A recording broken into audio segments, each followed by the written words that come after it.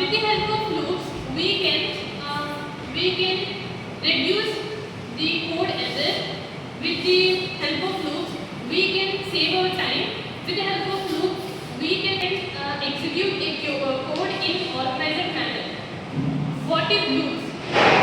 A loop, the definition of loops. A loop is a control statement that repeats a block of code until a specified condition is true.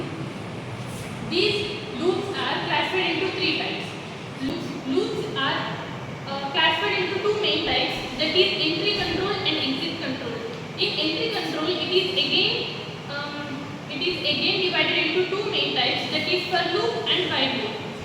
And in exit control, it is divided into one type, that is do while loop. The syntax and the code will be continued by Nandini. Today my topic is for loop. For loop is a control flow statement. It is particularly useful when the number of iterations is beforehand. For loop mainly has three parts: initialization, condition, increment or decrement. Syntax for loop is